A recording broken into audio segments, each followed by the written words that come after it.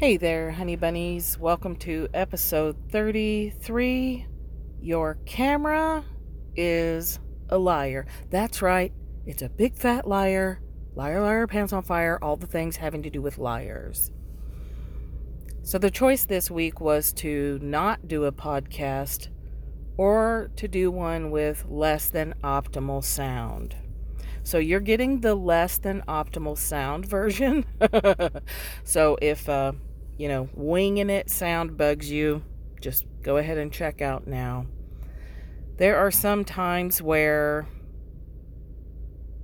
I worry about things like that, and then there are other days where I just want to stay in integrity with myself,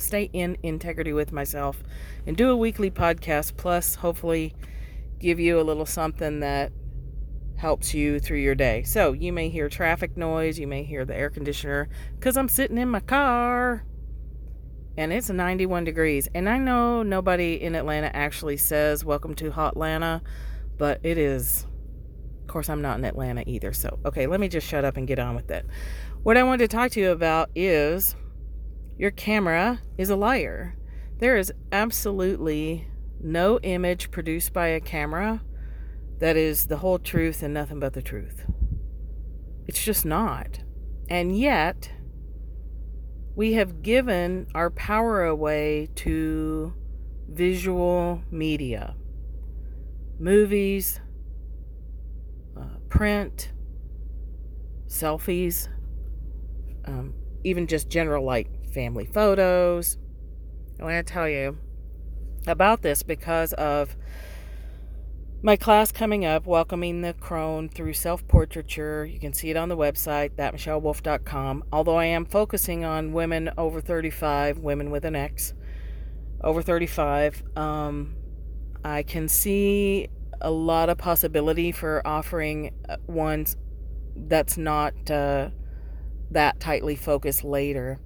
But the reason I'm doing that is my own journey through self-portraiture. And it's when I really discovered that images lie. You change one tiny angle, you have a different picture. You change one little, and I mean teeny weeny tiny. People think their hands don't move when they take cell phone photos, but they do. Even just breathing changes. Ask anybody that's ever shot, a rifle. The tiniest little change in your breath throws off the trajectory, and that is the same for photography. We can tell any story we want to tell with a camera. And it is what I'm seeing, the visual representation of how we tell our stories. It's hard to figure out in the beginning, when we're looking at our stories that we tell ourselves. It can be a little hard to wrap your head around it because you can't put your hands on it, right? It's not physical. You have to think about it with the same mind that's creating all those stories to begin with. So it's a little like a cat and mouse game sometimes. In a hall of mirrors, you're having to wander through a lot of illusions. And just when you think you've got it figured out, you find out you're completely wrong. Which makes it hard to be a teacher some days. Let me just tell you. I told my group, or one of my groups, that being a coach is a little like being a hostage negotiator. We're always trying to negotiate with the mind to create a gap where the person can actually see that their mind is not the totality of who they are. Anyway, when we moved, I've played with photography my whole life. I don't know why I didn't make it a career. I kind of think I'm an idiot for not doing that. I had multiple opportunities. But when I got my first DSLR, we were still in Colorado, and I started taking tons and tons of pictures. Love it. Still love it. Love my camera phone. Love my Canon. Want a new one. What photographer doesn't? But I noticed that when I was taking pictures of myself, I was having shame reactions. And then, of course, me being me, I started digging into that. Like, why do I feel such burning shame looking at a picture of my face? Why am I always dodging the camera at work events and family photos, and I was looking back over photos, and there aren't any of me because I wouldn't let people take pictures. And then I wanted pictures to be taken, but then I was feeling awkward and shamey when I was seeing the images. And then we moved out here and got started playing with trail cameras, because that's a world of fun. Let me tell you, it really is fun to see what's going on around your house at night and out in the woods. But then when you're walking up to the camera, you get some really interesting shots of yourself. Like the worst possible angle, right? Under the chin, you're looked down and you're being shot from underneath because the trail camera's photographing you, and all you see is like your double chin chub, or whatever. When you're walking up to it, you see your legs at a very interesting angle if you walk around in your nightgown half the time like I do. So I really had some intense reactions to those trail camera photos. And then I really wouldn't let myself off the hook on that. So I started taking photos, selfies, all different times of the day, different angles. Then I started playing with light. We're going to do a lot of this in the Crone class, all kinds of cool ways that you can light yourself. Using not photo lights, because I'm on a budget, right? So I'm always using the light that I have available to me. The light from the sun, the light from, I don't want to give it all away because I want to save some of that for the class, but there's some cool stuff you can do with lights in ways that you may not have thought about. Point being, the camera doesn't tell the truth about who you are. It doesn't even tell the truth about your face. Because again, you change the angle, you have a different face. Shoot from above, you have a different face. Shoot from below, you have a different face. The face you have in the morning is not the face you have at night. We are constantly changing. We think the camera tells the truth, but it only tells the truth of that moment with that angle. Teeniest, tiniest tilt shows you that. When I was first learning my camera, I was photographing my own art. And that will teach you real quick how much a photo can change based on the light. It looks like you are lit in one direction. You get the photo onto the computer and you can see that it's not, that it was slightly to the left or slightly to the right. You actually have to put a camera on a tripod and use a level, and then level out your artwork if you're going to get as true a picture as possible, because your eyes also don't tell the truth. We're surrounded by liars. What I discovered in doing that, figuring out that one little angle changes everything, is the direct correlation you can draw then over to your stories. One little word in a story you tell yourself changes your emotion. Stick with that emotion, you change your reality. A different turn of phrase, a slightly different way of looking at your stories. Maybe you scrap them and rewrite them completely, or maybe you just change a couple of words and you have a whole different energy to it, right? Every story has an energy. Every photograph has an energy. And none of them are true, and all of them are true. None of them are true, and all of them are true. Photos can be manipulated in ways that you would never imagine. A creative crop changes the entire story of a photo. There are so many things to consider. And when we hammer down and say that is true, almost 100% of the time, we are wrong. There are very few things in the world in general that are 100% true, that you can't find some other way to look at. But in particular, for women and photography and imagery and this bullshit shame about our appearance, I'm over it. That's where this crone class came from. It's like, I'm done with this. I want an alternative. If you want Botox and plastic surgery, I love it. Because you are a sovereign woman. You do what you want to do. You do what makes you happy. My desire is that you do it from a choiceful place because you truly, truly want to, not from a place of inadequacy. I've had plastic surgery and I don't regret it. I don't know that I'll never have plastic surgery again. I kind of doubt it. I think I'm pretty sure I can tell you that I'm not interested in that. But I'm not ruling anything out either because I'm not crazy like that.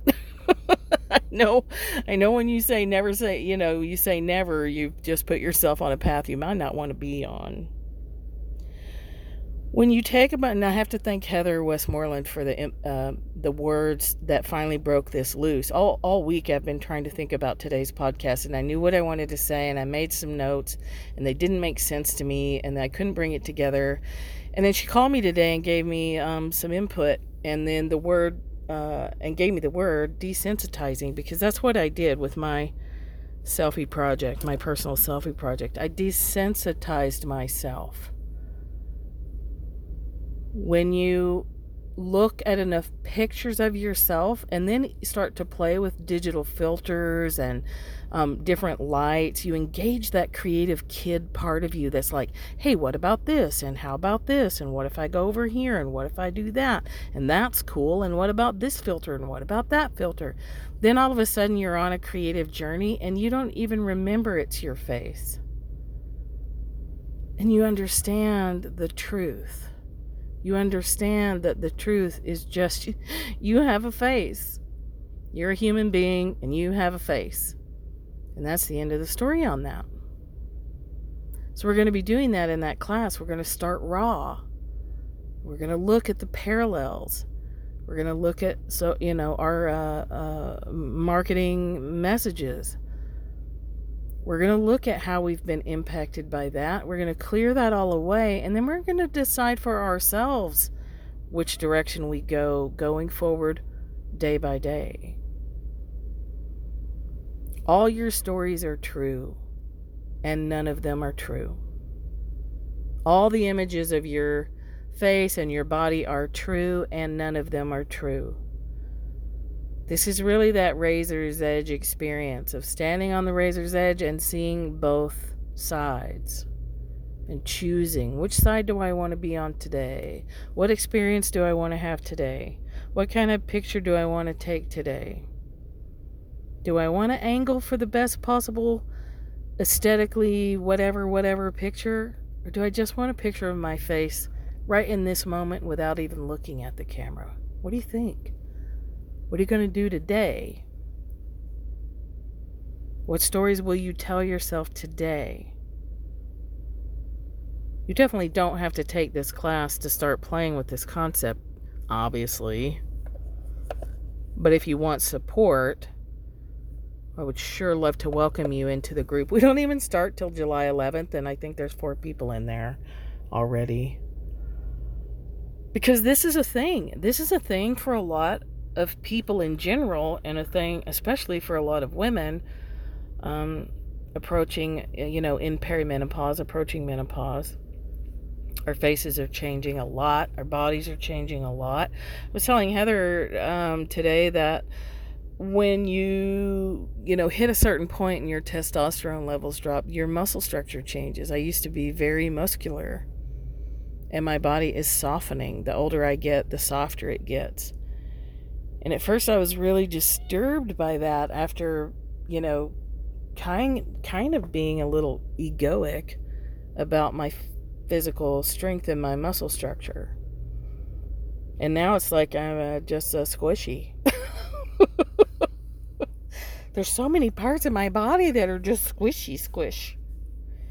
And I had to work with that. I had to squish my own squishiness to get comfortable with it, to go, oh, well, all right, this used to be a pretty rock hard quadricep, and now it's a pretty squishy squishicep.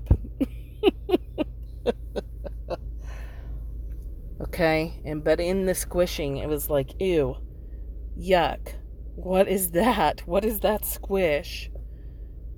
What is that what is that watery kind of squishiness going on there? What is that?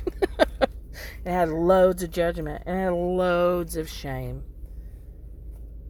We're going to talk about shame in that class. And I have Heather's permission to pull from some of her Emotions 101 class that she's teaching right now. And she will teach again, so I'll mention it when she's teaching it again. It's a good one. But we're going to talk about this unnecessary garbage shame that's been handed to us. You have to look like Hollywood or you're nothing. You have to look like Penelope Photoshop or you're nothing. And if you're nothing, then you should probably buy this product that Penelope uses so you can look like her too. Even though Penelope is a fictitious creation made in the computer. Okay, and we talk about this stuff, like, articles will run around, you'll see them wave through social media, and you're like, oh yeah, there's that Photoshop example again, and the before and afters and all of that, and blah, blah, blah, and then we're on to the next thing. But I don't know that many of us are really taking that and going, hey, wait, hold on a minute. Wait a tick. That actually is a thing. This actually is impacting me. Where's the last picture of me I let someone take? 1987? What? What? It's 2019, ladies. It's time to knock it off. It's time to recognize that we've handed our power over to an industry that thrives and survives and grows on falsehoods, entertainment. I love movies. I will never stop going to movies, and I remind myself that they're not the truth. I love images and art, and digital imagery is awesome, and it's not the truth. It's only one piece. When we don't show aging human faces, when we see that face in the mirror and really see it, like have a moment of clarity, it's really startling. That's when you hear people go, oh my God, where'd the time go? That shouldn't really be happening. You should really know your face better than that. Watching the slow transformation, you get used to it a little at a time, a little at a time.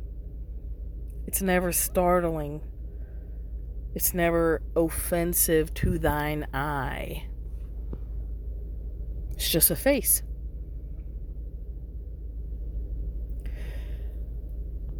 Taking our power back is a big part of what I do. Trying to wake people up to the other ways to see things is a big part of what I do. And sovereignty, of course, is almost all of what I do. Let's take our power back from photography. Let's be choiceful about how we choose to focus on our face. So similar to stories, we have the options of uplifting stories and tear downy stories. We get to tell ourselves, which story do I want to tell myself? You can have a picture from underneath.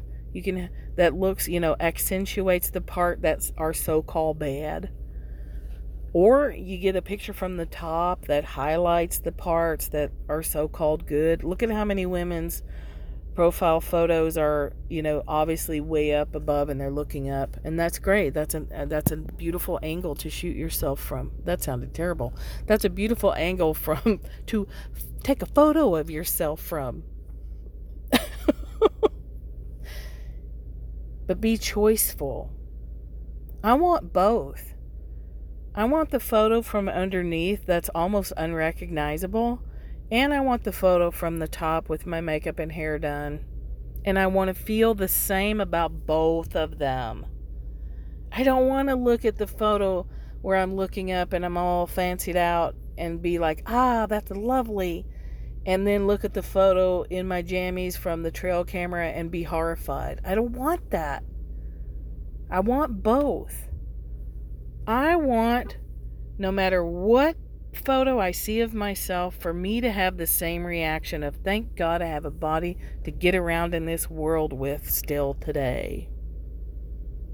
Thank God I still have my physical vehicle so I can run around and do stuff and go to Paris for my birthday. And see my granddaughters, pet the cats, watch bears and birds,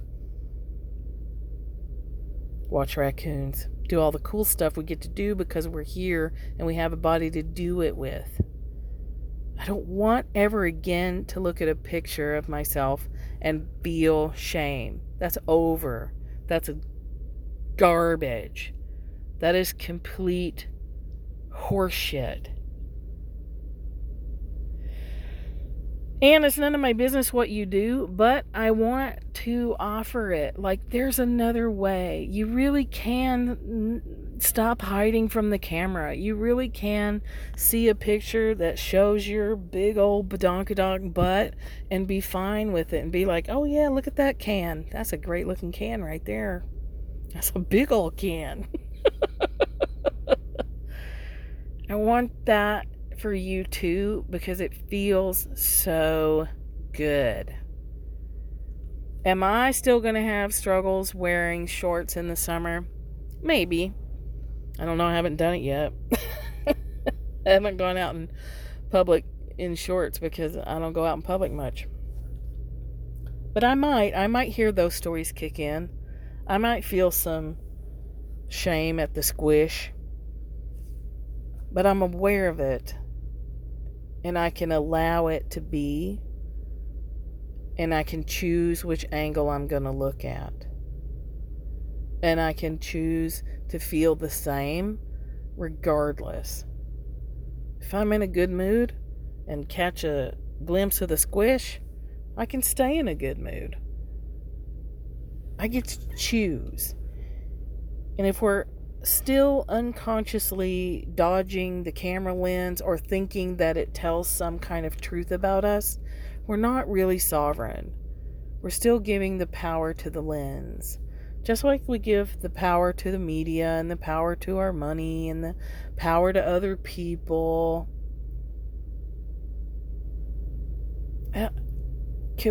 Maybe we could knock that off a little. Maybe we could turn that down a notch. Maybe we could choose to be free. Just a little. Maybe we could stop looking outside of ourselves for validation that we have a right to be here, that it's okay for us to exist, that it's okay for us to take up space with our squishiness and our big butts or whatever, or our too little butts. I mean, there's plenty of people that are like, I wish I had a butt. Have you heard that one? I wish I had a butt. And then invariably somebody's like, you can have mine. Oh, come on. We've got so many other things we could be putting our energy toward. And as always, please don't ever hear me say that you shouldn't use whatever you want to use on your face or on your boobs or your butt or whatever you feel like you need to alter. That is completely up to you. I am so glad you have the freedom to choose. And I wish for you to make sure that it's a conscious choice. I know I'm repeating myself. I have a tendency to do that when I get on a soapbox. It's like I just turn in circles and say the same thing over again. So I'll stop here. And I will wish you whatever weekend you want to have, because that's up to you. And I will invite you into the welcoming the crone through self-portraiture. That's a little hard one. So let's try it again. Welcoming the crone through self-portraiture. There's a lot of R's in there. R's give me trouble. It starts July 11th. You can see it on the website. It's a beta class, so come in, bring your flexibility and your cell phone camera, and we're going to go on a journey together. We're going to see what's what. We're going to see what's happening, what we want to have happen. And it's beta pricing. It's $179, which is like less than half price of what I usually would charge for a group. All right, that's all I have for you. Think less, feel more. Visit the website, sign up for the newsletter. You can find me on Facebook, facebook.com/Michelle Wolf 11 or that Michelle Wolf. And I'll talk to you next week.